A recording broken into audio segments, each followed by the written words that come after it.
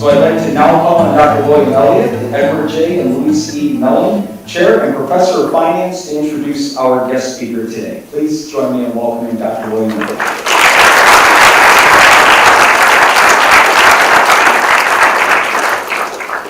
Thank you, Ron. It's always a real pleasure to be able to bring people like Mr. McFall here to campus so that we can learn more about how a particular business runs, and Big B Coffee is a very unique business in the way they've structured it, so hopefully we'll be learning a lot more about that this evening. I'd like to start, since this is John Carroll, I'd like to start with an educational background. So Mike got his undergraduate degree at Kalamazoo College in a field near and dear to many of our hearts, that is economics.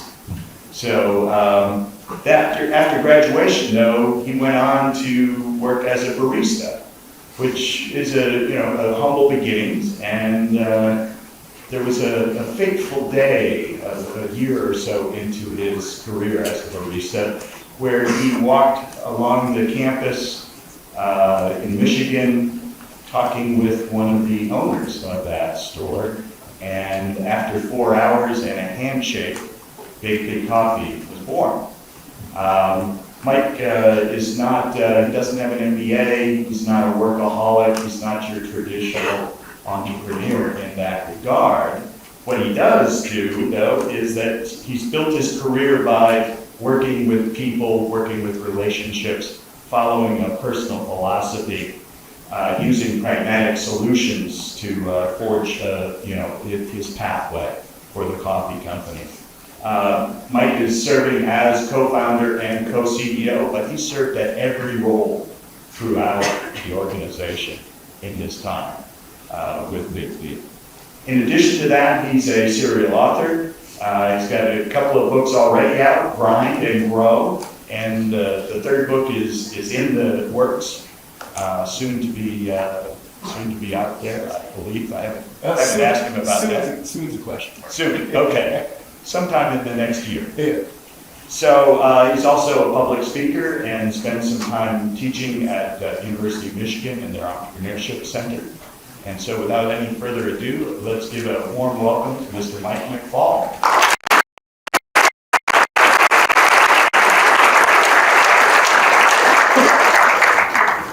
That was, I think, the most eloquent introduction I've had. Thank you. Thank you very much. That was wonderful.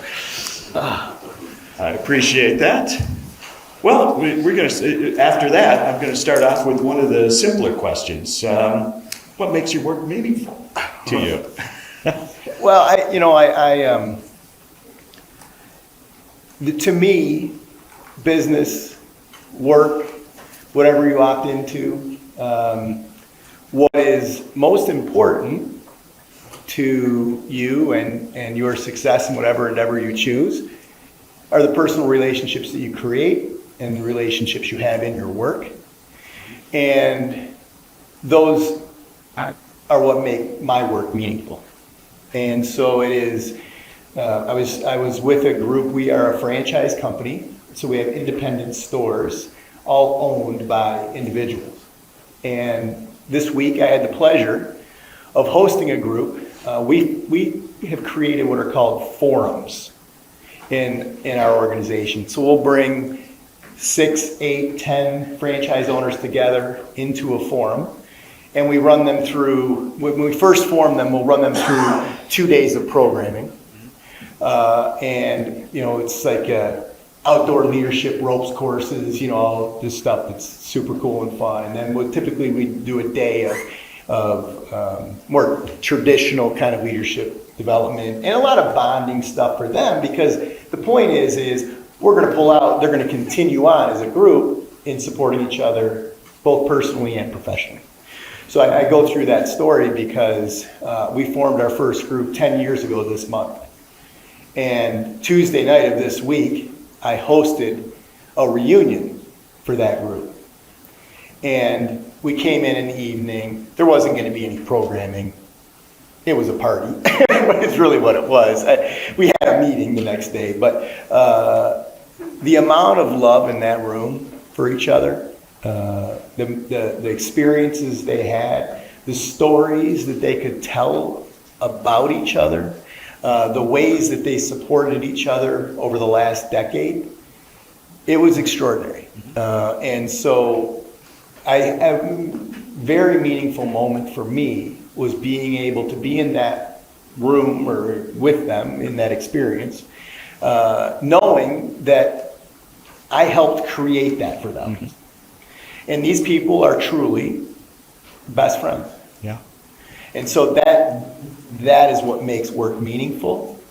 I think a lot of times people think that, a professional career or being an entrepreneur, whatever it may be, is an individual endeavor in the world. And in my experience, there couldn't be anything further from the truth. That it's about the relationships that you create. It's about the support you give others. And that's how you grow and expand as a leader. I find the same thing is true as an academic. It's the personal relationships, the co-authors that I work with constantly that are the most rewarding and fun. And I would guess that you can't get a whole lot done in the world without those relationships. Oh, no, not at all. Right. Not at all. I think it's like that in many, many, many professions. Despite a few solo papers, I've never had one. You've Some never people done do. So I like working with other people, so I can certainly appreciate your ideas there. Yeah. What's the biggest impediment, say, to performance? It could be at Big B or any other venue that you'd care to talk about. Well, I would say the biggest impediment to performance is expectation. Okay. Which side? An expectation leads you in a certain direction. Mm-hmm. And that direction might not be the appropriate or healthy direction, but because you've built that for yourself, and by the way, an expectation is yours and yours alone. If you don't have agreement from others on that, you're gonna struggle. So when you're working, having the agreements with those around you, around the direction of where you're going, instead of having an expectation of what that's going to be like, because then you go into environments and you expect a certain outcome. If you expect a certain outcome, you are going into that environment already having created that. Right. And how willing are you to change from that? That's Probably. key. Right. So I've found that to me, the biggest impediment to progress, and this, boy, I learned this the hard way. This is not always, it's only been in the last maybe 10 years that I now realize that I can't go into environments expecting an outcome. And that's counterintuitive in a lot of ways.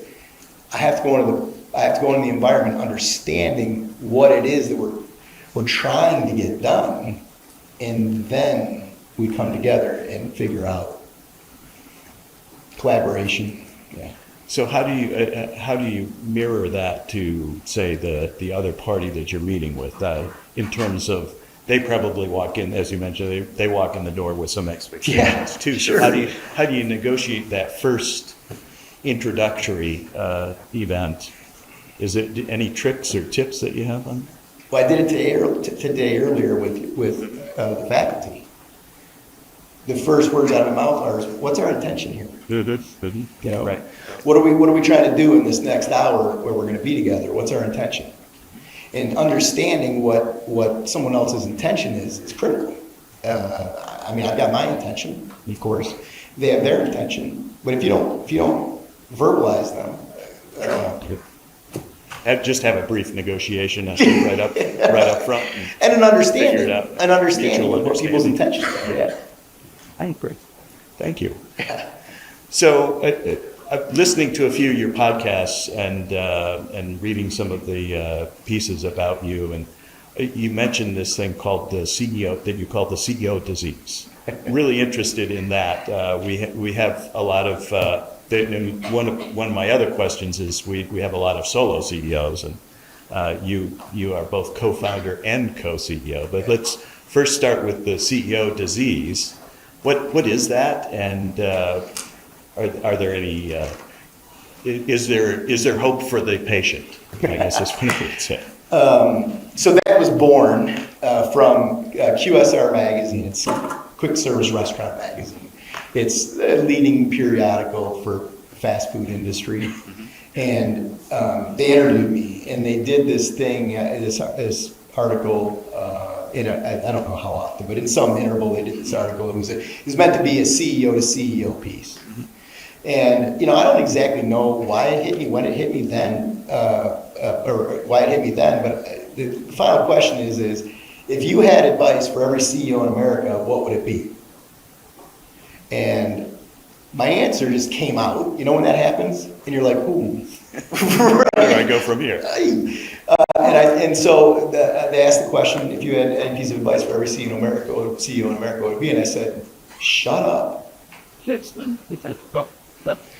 That was the birth of the CEO disease, and I kind of ran with that because I think that the journalist that wrote that up had taken that and based on the interview had also I think she had came up with the concept of CEO disease. I don't exactly remember, but and then I think that the problem with being a leader is, and I see it all the time, is that everybody tells you you're great.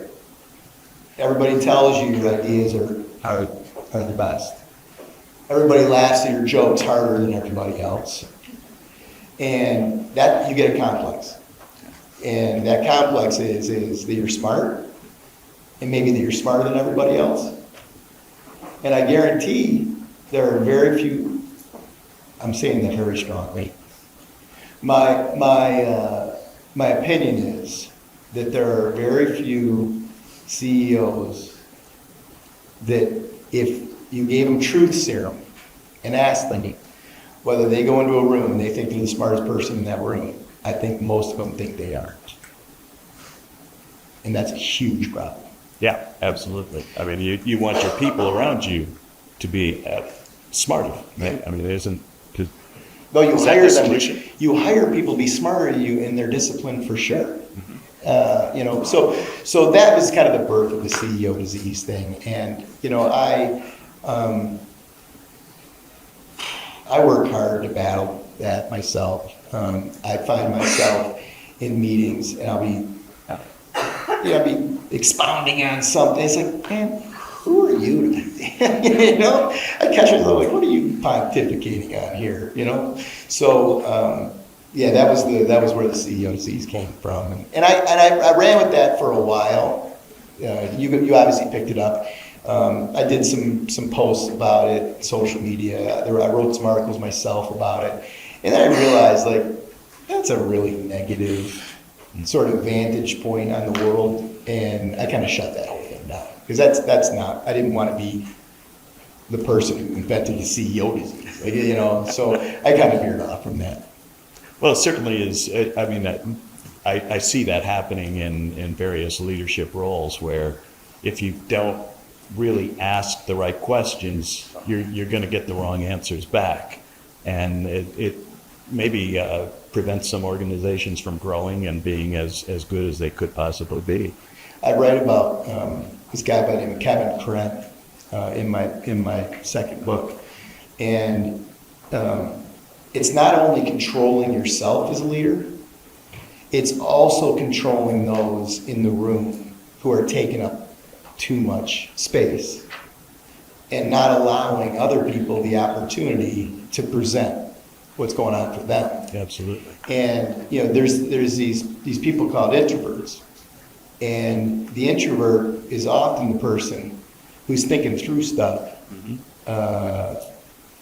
And you got to get that voice opened. And if you don't shut the other voices down as the leader, then that person doesn't have the opportunity to present. And the story in the book is Kevin, if you knew Kevin's story, it would blow your mind. He and his four brothers he was, I think, the third or fourth in the age order, and they raised themselves. They were supposed to go live with their mother's sister, and they just didn't do it, and they lived, and the four of them lived in a house together. And he was like 9 when this event occurred, if you Google through that. And so he didn't really have any kind of like formal, well, he didn't have a traditional upbringing, let me say that. Well, he ended up getting a perfect score in the ACT, right? He's just a brilliant mind. And Kevin worked in our IT department, self-trained, never went to college. And we were in a meeting one time, and I had this model I built every year to do a revenue projection. And this thing was like my baby, right? I mean, I loved this thing. And it worked-ish. It worked. So Kevin, after many, many years of being involved in our leadership team, not saying very much, we started to really work with him to bring out his, and whenever he started to talk, it would be this just colossal mess of ums and stutters and hesitations and so on, right? But we would sit and we would be patient and we would encourage him and we would, I remember, I'll never forget this one meeting. This is a story I tell in the book. He said, Mike, I think I could probably write a program that could do what you're doing, and you wouldn't have to spend the time building that every year and figure it. So I said, okay, great. I said, but what we're going to do, Tony, you were in the room on all this stuff. What we're going to do is you're going to build yours, and we're going to run it beside mine, and we're going to see how we do. Okay. Right? For a couple of years. And of course, it's outperformed mine. Right? We learned over time that when Kevin would start to talk, we all needed to be quiet, because an IQ of 6 billion is valuable, and we would have to let him stammer through and get to whatever was going on for him. And 9 out of 10 times, there was extraordinary value in what he was bringing. So it's not only about shutting up yourself, but it's about creating an environment where everybody can share and getting to everybody's genius. And that may have taken him a while to formulate what it was that he was going to say, and then runs out of time or doesn't find the open space to share his findings. Yeah. It took years. I mean, that took years. But a valuable contribution to the family. So now, this co-founder, co-CEO relationship that you have with Bob Fish, who's the co-founder of Big Beat Coffee, I've had a number of leadership roles, even back when I was in high school, as a co-scout leader, as a co-photo editor. Just recently, I shared leadership of our department with one of my econ colleagues, and so I'm very intrigued by this, and I've done some reading on it, but I'm intrigued that you all are making it successful as well, especially at such a high level. So multiple questions. You can choose to answer whichever, but how do you make it work? What are the advantages? What are the disadvantages of that sort of model? Well, I think every CEO in America should be in a co-CEO relationship. I agree. And the most supportive person I have in my life, including my wife, I hope she doesn't see this clipped, is my business partner. And so for 25 years, 28 years, I've been focused on supporting him and vice versa. Mm-hmm. And I can tell you stories that they're truly mind-blowing in terms of the level of support we have for each other. And so when you have somebody like that supporting you in your business, it's a level of security that it's very, very difficult to create. I'm the CEO, I'm everything, I'm right. Like, that's a really lonely place. It is. You hear that all the time. And I don't know what that would be like, because I've never been an individual CEO, but I can imagine that that's a lonely place. If I recorded the conversations my business partner and I have, just like we had one today, Bastard's in Paris right now, living there for 3 months or something. But Somebody's got to do that. somebody's got to do it, right? But he's still working for sure. Anyway, so I mean, we had a conversation today, and if I recorded that conversation and I played it back for you all right now, I promise you it would blow your mind. The focus is each other. The focus is supporting each other, and you know, so that's the upside. That's the upside. Mm-hmm. The downside, I think, is that we let each other off the hook. I miss a commitment. He's not calling me to the mat. He misses a commitment. I'm not calling him to the mat on it.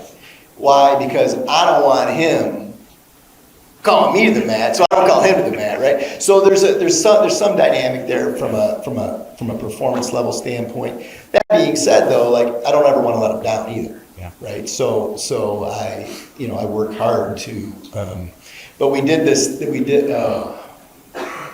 I could go on and on. It is a remarkable kind of experience. We don't know if and how we're going to duplicate that moving forward. It's kind of a difficult model to recreate. Mashing two people together and tell them to figure it out is complicated. I mean, he and I it was a very slow roll putting that together.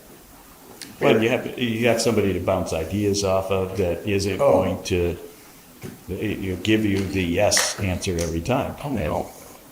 And I think, like the greatest reality TV in the world would be putting a camera and a microphone on us when we get together and have our meetings. I mean, they are not buttoned down affairs, I mean, there's a lot of whiskey, there's a lot of swearing, there's a lot of, they're dramatic, and but that's how we work, and we have walking board meetings. Mm-hmm. We don't go on, our meetings are, we go arrive in a town somewhere, and we go for a long walk, like a multi-day walk, and we stay at the Ritz-Carlton. But we're going on a multi-day walk, right? It's not like we're camping or something, right? But so the idea is we flow, right? We go wherever we go. We stop and we eat when we want to stop and eat. We have coffee when we want to have coffee. We have whiskey when we want to have whiskey. But what comes from that is so dynamic, and I worry about what happens when that's not occurring anymore. Yeah, right. Well, and that's, you're developing other people in the organization as well, and I'm assuming that those relationships are very similar, very open and transparent. I hope so. Yeah. I don't know. Yeah. Well, it's maybe a spot to work on. Yes, definitely a spot to work on. Oh, I hope so. I don't know. I don't know yet whether that's being created the way we want it to. Oh. I worry about that. Takes a lot of work. Yeah. So, onto a very different subject. What would you say was the biggest mistake in the process of founding the company and growing it to? You're at 407 stores, right? And 140. I think it's 143. 143 in the works. Yeah. Excuse me. I don't know, geez. I struggled with this question earlier too, because I really don't spend time on mistakes. And I know this sounds so cliche, but it's the mistakes where you learn. Mm-hmm. When you look back, for example, we got put into default by our banker at one point, and it was a really deep scrape. It almost cost us the company. And this would have been 2006 maybe, and we made some mistakes to have that occur. But that occurrence, that what happened there, is probably the greatest thing that ever happened to us, because we have infinite respect for bankers now. We have infinite respect for anybody that Probably more than is owed to them. Yeah, well, it's true. There are no bankers. No. Let me rephrase that. I have infinite respect for the power of the banker. Mm-hmm. The banker can absolutely destroy your life. They did. They destroyed my life. They pulled a file. I had not had contact with my loan officer for like 15 months. They supposedly randomly pulled our file, reviewed it. We were outside of the covenants of the debt agreement, and they put us in default. They took my interest rate from 6 point something to 12 point something. They took every dime of cash I had, both personally and professionally. Revenue going into our companies went into an account they controlled, and I had to go hat in hand and sit with the banker with a spreadsheet every single week and present the bills I wanted to pay, and there was a number at the bottom, and then they would agree or disagree with that, and then they would give me that amount of money into an account that I could send checks off of, and we would go pay our bills.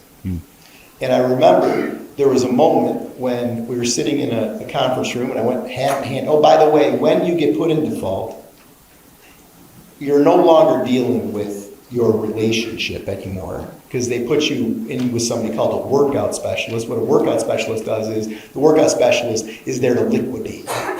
They're there to liquidate you and get their money, right? So I go into this conference room, hat in hand every week, sitting down with the spreadsheet printed out, he's going through it. He starts asking me questions about the most inane stuff, right?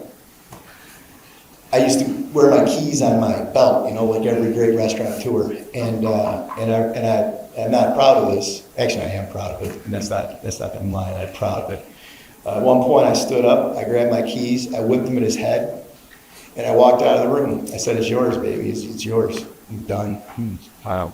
I got about 12 steps down the hallway, and he was like, "No, Mike," because he doesn't want to deal with that mess. He doesn't want to run your company. Right, and I certainly wasn't going to be an indentured servant, right? And I was. Yeah. What was the question? That's a bad mistake, but I'm assuming you're not with that banker again.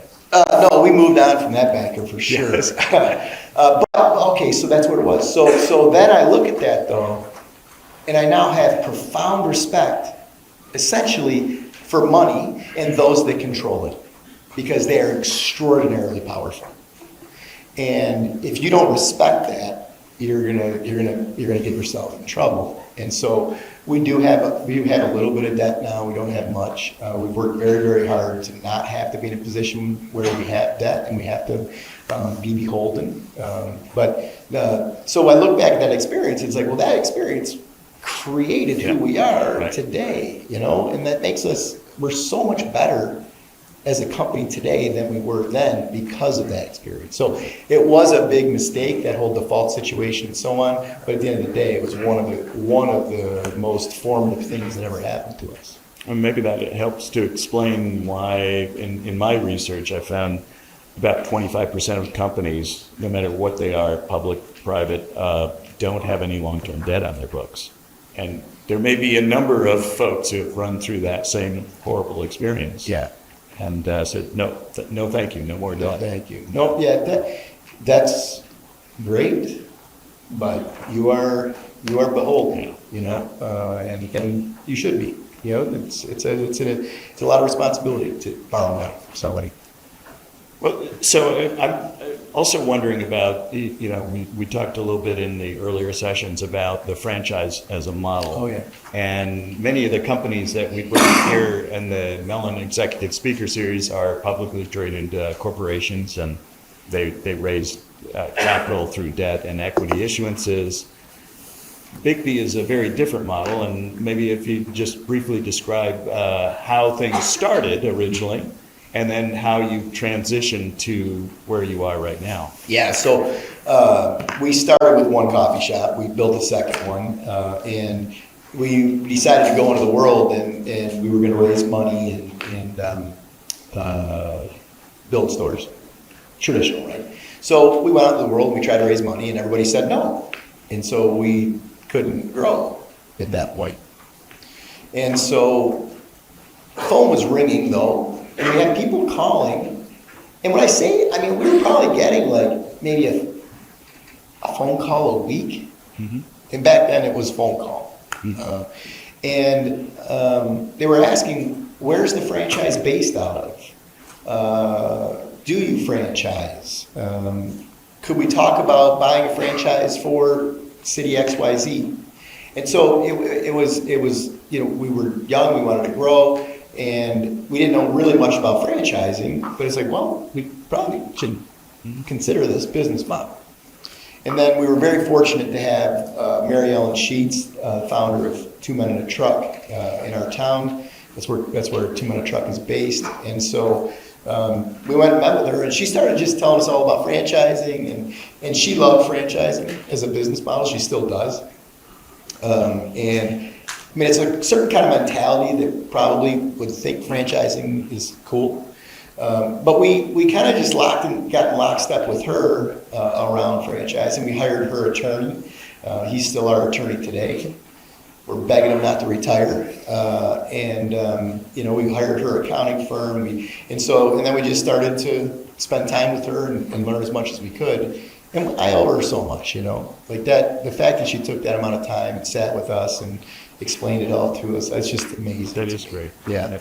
And so we ended up in the franchising model, which is you license your brand to an individual owner of a store in a certain marketplace, and they pay you a royalty for that, that opportunity.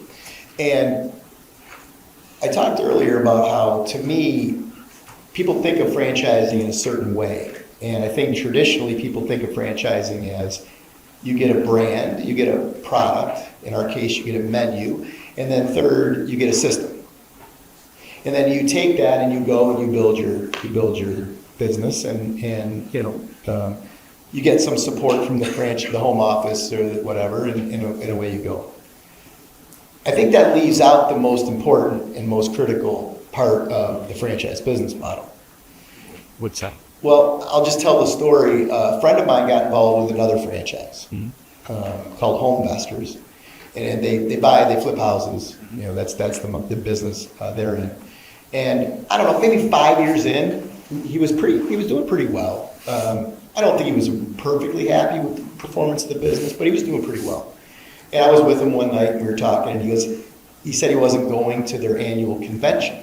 I was like, well, why aren't you going to the annual convention? He's like, man, I've been to each one of these classes. It's always the same thing. It's the same kind of speakers-ish. You know what? I've had it. I don't need to go. I don't need to go spend 4 days in Dallas, Texas, or wherever. So I'm like, oh, I think you're missing the biggest piece. Yeah. And I said, listen, this is what I want you to do. You've got your contact at their headquarters, at their home office. The person you call if you got an issue. Everybody has their contact, right? I think Tony's got about half of our franchisees he's their contact, right? And so I said, I want you to call that person, and I want you to ask that person who the most successful 5 franchisees are in that system. The most successful. When you get those, what I want you to do is I want you to go to the annual convention, and I want you to make best friends with those 5 people. So he did that. And it worked. 4 out of the 5 he ended up becoming friends with. They got a text messaging back and forth. I think he played golf with whatever. And so I said, that right there, those 4 people will be the most valuable resource you have in the development of your business. It has nothing to do with the corporate entity. It has nothing to do with your field rep. It has nothing to do with the marketing agency. Those 4 people, those successful franchise owners inside of the system, will be your most valuable resource. I think that was 5 years ago. I was talking to him the other day. I would guess when I was talking to him 5 years ago, I would guess he was making $500,000 a year, something like that. He's clipping along. He's probably going to make $2.5 million this year, and it's because of that. And so the piece about the franchise business model is you have this community of people that are doing the same thing you're doing day in and day out, and they have a vested interest in your success. If you ever wonder why the franchise business model works so well, to me, that's the answer. Yeah. Because you have these really smart people who are running the business, running the same business you're running, same brand, same system, same product, same everything. And the franchise owner in Dubuque is going to be supportive of you if you're in Cleveland, right? Like, why wouldn't they? Absolutely. So that's the franchise business model. And I started this whole thing with this answer around. I forget the question, but why work is meaningful, right? Right. And I said relationships. Mm-hmm. Well, that's what he's creating with those four people. Absolutely. Like a series of co-CEOs, if you will. Right. And they all are. Yeah. And they're probably not afraid to tell you what they really truly think, as opposed to being. They don't care. Right? They don't care. They're going to tell you what they think. You're not trying to impress you. That it is what it is. And to me, that is that, and it never seems to get talked about, is why do franchises work so well? Why do they dominate retail? Yeah. To me, that's the answer. Yeah. Like you said, the vested interest, and they've got as much success, or they'll get as much success as you do. Yeah. And vice versa. Yeah. Well, let me. We're getting close to a point we're going to have a few questions from all of you. We've got a microphone on a stand. I'm not sure where that is. Right up here. Thank you, Lisa. And then a few mics to pass. So if you have a question, think about formulating it and raise your hand in a moment. I've got one more item I wanted to ask Mike about. In one of your books, I apologize, I haven't read them yet, but I will. You talk about going from chaos to calm. Would you talk a little bit more about what that is, especially for, I think that's going to be related to what many of our entrepreneurship students are thinking about as they think about new businesses. So my first book was From Concept to Cash Flow. And that was a book about startup. Mm-hmm. Then the second book picks up at that moment, and it's from what I call the bootstrapping entrepreneurial phase, which is you're cash flowing, but things are still a little. You're still in everything. You're responsible for everything. You're kind of doing everything, and so it's this bootstrapping entrepreneurial moment, and that's where book 2 picks up. Because generally speaking, what's made you successful in that startup phase, a lot of that stuff is going to get in your way in terms of trying to become a more stable, legitimate organization. Go to scale. Right. So from chaos, and I call that bootstrapping moment chaos. And it is chaos. It's, and then calm is that, so it's this progression, and you go from chaos, and you have to be a really, really good leader, and you have to build a team that can run the business for you, and then as that team matures, then you become less and less and less relevant to the organization. And that's book 2, is that progression. And I approach business from the standpoint that, and this might be shocking to some, but I think the entrepreneurial quest of raising money, investing it, building a company, having a liquidity event where everybody walks away with a whole bunch of dough, I don't buy into that quest, because what's it for? Is it really just about the entrepreneur walking away with 50, 100, 500 million bucks? To me, we as leaders have to build something more meaningful than that.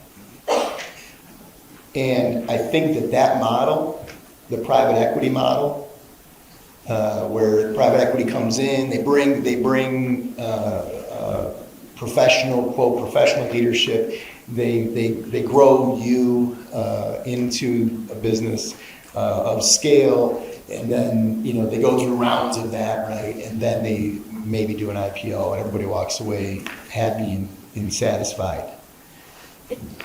I think it's, Maybe not entirely satisfied. well, most of the entrepreneurs that I know that have gone through that process walk away miserable. Yeah, because Right. that's their baby. That's it. So why don't we do something different? And so I'm working on, what my partner and I are working on, is, and boy, this is tangential from your question. I'm sorry, but we don't want that. That event's not going to occur for us, and we want to live into my third book, which is going to be about legacy. So book 2 takes you from bootstrapping, chaos, through to irrelevance. But once you're irrelevant, maybe in the day-to-day operation of your business, then it becomes about legacy. Mm-hmm. And then what does that mean to you? How are you going to contribute? And ultimately, at the end of the day, I believe it's about how do you improve the human condition? What do you do in the world to take the resources, the experience, what you have done in the world, and make it meaningful and make it powerful in the world? That's, you know, it reminds me very much of something like Warren Buffett. He buys, he doesn't sell. Right. And so as an entrepreneur, that's a very difficult transition to make, though. You've done a great job of it, and I suspect that was difficult to We're not done. navigate a little bit. We're not done. Okay, We're not- I mean, all right. it isn't. We're not there. I mean, I've got a ways to go. And that's why when you say book 3 is coming soon, and I chirped up, I'm like, I'm not sure it's coming soon, because I can't write that book until I'm through this growth phase, and I'm not through it yet. Yeah. I really, really want to be. But you know, the end result of that whole philosophy, that whole theory is there will be no liquidity event for my partner and I. And we're also not interested, and we're not planning on leaving money to the next generation of our families. No. And so now we have to we have to plan for and build a strategy around what to do with this asset we've built. Sure. And that's going to be the legacy piece. That's a complex question.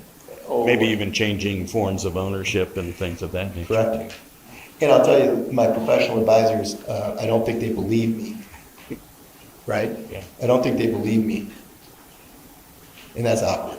Well, they're used to what usually happens, so. Yeah, cash out. And, you Right. know. Why don't we open this up to a few questions? If anyone has a question, please raise a hand, and we've got microphones. I see somebody right here. We'll get a mic to you in just a second. Thank you. Former faculty member in economics, I always ask a threefold question. To what extent does your education in economics influence how you lived your career? What do you think is the most important thing that we can teach our students? And what do you think is the most important thing that students should take away from their economics class and economics and business class? You're going to have to help me. Sure. Okay. The first part of that was, I got focused on the answer to question 3. What was the first part? First question was, what did you take away most from your econ? Well, I do like to be able to say when I'm in meetings that I will oftentimes reference, you understand I'm a trained economist, right? Yes, there you go. So I try to get a little street credibility out of the fact that I have an economics degree, right? But I do think that the economics degree and so much of the work I did to get that degree made me analytical in a way that's different than I ever would have been without it. It does make me think about things from a different kind of perspective, and I think that's been very, very helpful. Very structured perspective is, Yep. is useful. And almost as if, in many ways, the business and the data we get and so on, almost as if it's a scientific endeavor, right? And that is I think that's good training for a business leader to have as an economist. It gives you a way to frame those answers and even develop other questions about Yeah. what's most important. Yeah. And to approach projects like you're proving out something, and so I think that if I look at just like the degree and the coursework and so on, I think that's what I took, or I think that's how it helped me. I do think, and so the second part of the question was, What's the most important thing we should teach us? that we don't. It's something that we don't teach them right now well, from an economics perspective. Yeah, so I do teach a course. I teach a course at the University of Michigan, and we make 85% of the workload in that course a collaboration and a group project. And I think that the days of teachers getting up in front of rooms and lecturing and sitting down and then testing the student on the information that they lectured about, I think those days, that way of learning is passé. Mhm. All the work that any of you will do in the world will be collaborative oriented, will be team oriented, will be working with other people. And so I think one of the most important things that we can teach our students in the classroom is how to work collaboratively, how to work together. It's a and that in itself is a very difficult thing. You can tell when an assignment, the collaboration was the stabler when the papers got put together. And so to truly collaborate is not easy, and developing that environment is not easy either. But that's what we do as leaders Yeah. in industry. That's what you do. Yeah. You work with a team that's collaborating together, and the more complicated part of that is that team might work together for 6 weeks or 8 weeks or 6 months on one project, but then that gets all reconfigured into another team over here working on this project, and then people have multiple teams that they're on. But that's work. Develop many relationships. Yeah, and the relationships, that I was going to close it with, if we can teach people. So one of the classes that we teach in our entrepreneurship class, which, who would think, we're experimenting. And one of the experiments that I'm working right now is I start every hour and 50-minute class with a 10-minute meditation. Mm-hmm. And we go into class, everybody comes in, they sit down, and I immediately start this meditation through the Calm app. And I put the microphone up to the phone. There's probably a more tech-savvy way to do that, but and we go through a 10-minute meditation at the beginning of every class. Because I believe if I can teach these students how to be more mindful, how to understand their breathing, how to understand what occurs for them under moments of anxiety, those are incredibly valuable lessons that I'm teaching them. One other class that we teach is we teach an entire class on listening. And listening is the most important part of collaboration. And so if we're going to teach how to collaborate, we have to first teach how to listen. And y'all think you're good listeners.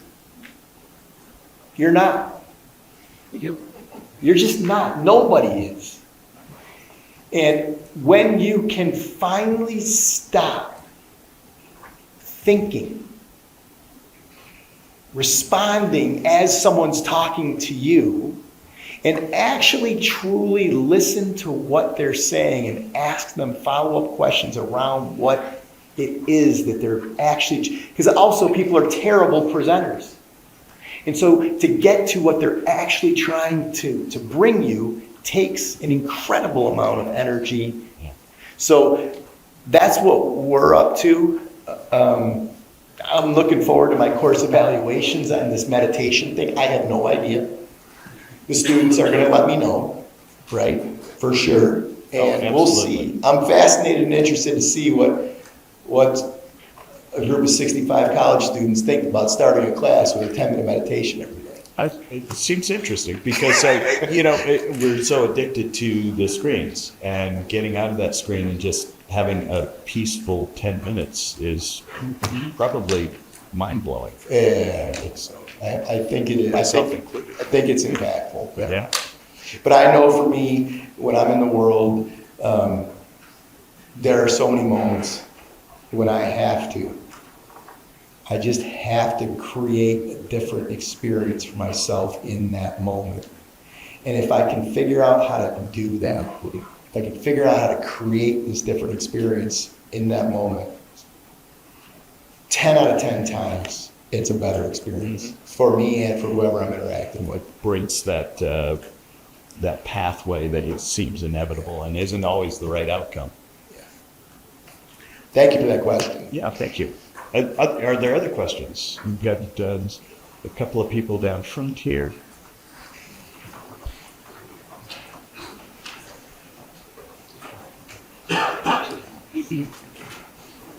Hi. Hi. Hey. So I have a kind of two-part question. So one thing was obviously they're also very related to each other. So the first question is obviously being a co-founder and university, communication in every way possible is like the most important. So in your opinion, what do you think the most CEOs seem to not get or understand about communication? Like how they seem to go about it, or like how they communicate, or like how they in general see communication? That's first question. The second question is, obviously when you're working so closely with your colleagues and people, and especially when you choose your path, you want to work with people that inspire you. There also seems to be a push and pull where they basically reflect back to you your own shortcomings, your own abilities to get. And I wanted to ask you, what was it that you noticed about yourself that you're okay? Ooh, I really have this, I gotta change this. And then you understood, you're like, that's something ugly or something I don't know I have that. You went healed. What's your first name? I'm Sahana. Nice to meet you. Nice to meet you. I'm going to start with question 2.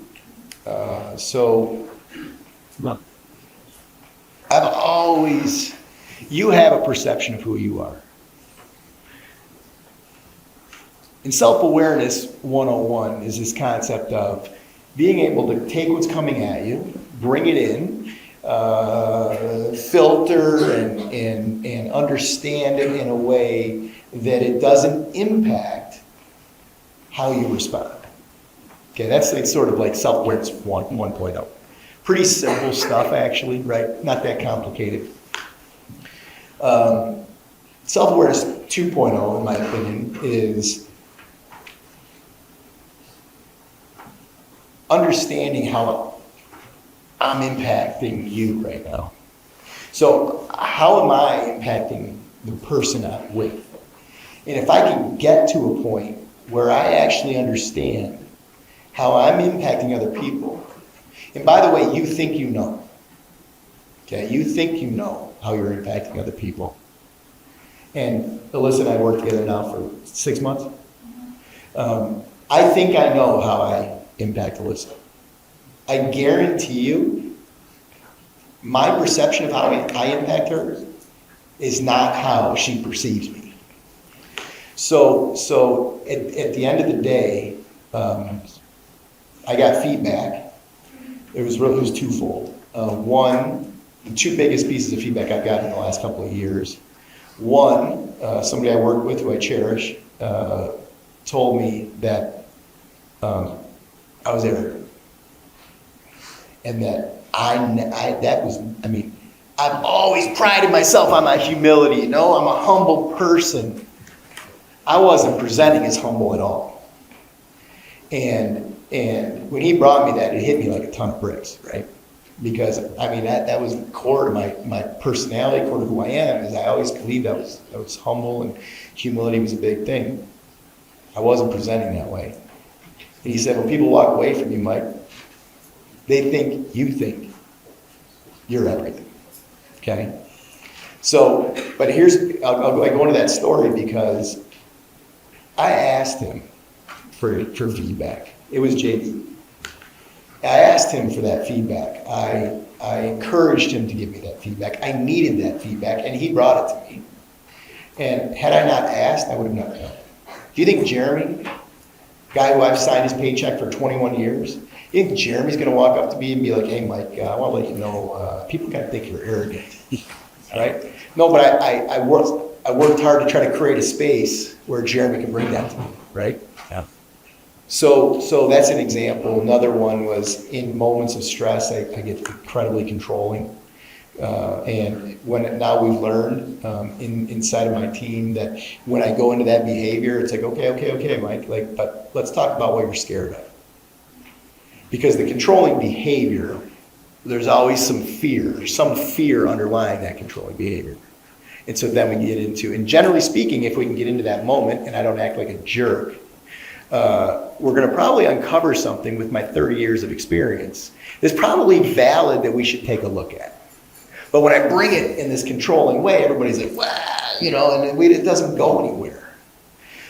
So those were moments of awareness for me. But the only way you get that as a leader is by asking people to bring it to you, creating a space for them to bring it to you. And when they do bring it to you, you have to show appreciation for it. Don't fire them either. Yeah, don't fire them. Yeah. And so I think that got to question number 2. Yep. And then question number 1 was what? About communication with from CEOs. Right. So obviously when you're co-packaging CEO, communication is very important to always aspect. It's like here and there, basically. And I was wondering, what do you think most CEOs seem to not get right or understand about how they communicate or how they seek communication? Well, you're right about the marriage thing, right? So I kind of have one joke in the world that I think works. We'll try it right now. Sure. I talk about my relationship as a co-CEO is that it's like as intimate, as complex, as difficult as a marriage, but you don't have the upside of the hanky-panky, right? All right, I got a giggle. But it's incredibly true, right? It's incredibly true. And so, but what do most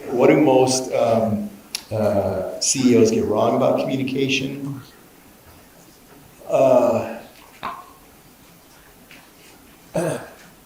I'll just tell you a story from this week. So my business partner, I called him on Monday, and we had a fairly long talk. We don't talk that much, which surprises a lot of people. And we probably talk every 2 weeks or so. And so I called him. I had a bunch of stuff I needed to kind of run by him, things that I'm thinking about, things that I'm working on, and I wanted his feedback and so on. So I did. I gave it all to him. And he gave me some stuff or whatever. So then the next morning I wake up to a text. Now he's in Paris, remember? So I wake up at like 5:30 in the morning. I wake up to a text from him because it's whatever came in there, whatever. So it's like, hey, when you have a chance, call me. It's like, We just talked. And so, but this is how he started the conversation. He said, hey, listen, I don't know where you are right now or what's going on for you, but are you open to some feedback about our conversation from yesterday? And, if not, I'd like to set up another time where we could talk about some stuff. How many times does that happen in the world? or before somebody shares their opinion with you, they ask you, hey, are you okay right now? Is it okay if I share some stuff with you? Are you in a spot where you might be able to hear it? That doesn't happen to me a lot in the world anyway. But that's a really, and I know that, right? I know that, but how many times do I actually do it, right? Before I bring somebody some opinion, how many times do I actually say to them, hey, are you in a spot where I can give you some feedback right now? Would that work for you? So, I think we talked about this earlier in here, that the relationship between Bob and I, it's like fully supportive. And so I was like, yeah, I'm actually really interested in what you have to say, right? And so he ran through a handful of things, probably like 4 things, where he was like, hey, you're approaching this way. Maybe we need to think about that a little bit differently. Or, hey, have you thought about this, how this is going to occur for these people? I think maybe how this is going to occur for these people could be important. And it's like, oh, I didn't think of that, right? Now, if I didn't have him in my life, I wouldn't have gotten that feedback. I was probably going to tear down a path that was going to impact this group in a way that probably wasn't going to be healthy, right? So I think that this communication thing, when you're approaching it, you have to think about it from the perspective of the other person. So one, you got to understand what they're bringing you. That's that active listening piece, and really making sure. And the number one thing you can do, I could talk about this for days. The number one thing you can do when you're actively listening is say these words. Do you mind if I take a second and repeat back to you what you just said, so that I can make sure I understand what you're saying? And then you repeat it back. My experiences in the world is I get it wrong about 80% of the time. Maybe not totally wrong, but generally speaking, 8 out of 10 times you're like, well, actually, Mike, and they go and they explain something more to help me understand it better. Well, right there, I got a mound load of insight by simply asking if I could repeat back. How many times does that happen in the world? When you're talking to me, what am I doing? I'm getting ready to respond. I got my answer. Hey, you're not thinking about this. Hey, have you thought about that? That's what I'm doing the whole time you're talking. I'm not listening to you. But when I take that moment, I let you get done, and I say, hey, can I repeat back? And then I repeat it back, and then I pause. Then you get to contemplate whether what I'm saying to you is actually what you meant to convey. And then we can move forward. How often does that happen in the world? Try it sometime. It's remarkable to say that to somebody and let them respond. It's remarkable. It requires active listening, if you will. I don't know if that's a real thing, but it really does take some thought. Try it yourselves. It is tricky. If you have It's really useful. If you have a significant other, partner, whatever, and you get a little bit of a tiff, as we all do, try. Hey, let me respond back to what you just said. Let me make sure. Let me repeat back what I heard. Yeah.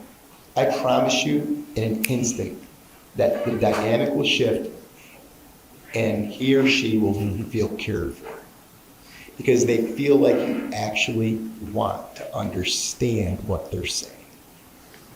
Good. Cannot tell you how important that is. Great answer. Let's see. I think we're a little past time. So I don't want to keep, I know some of you may have classes coming up, and we do have a reception out in the atrium. So why don't we give Mike a nice round of applause.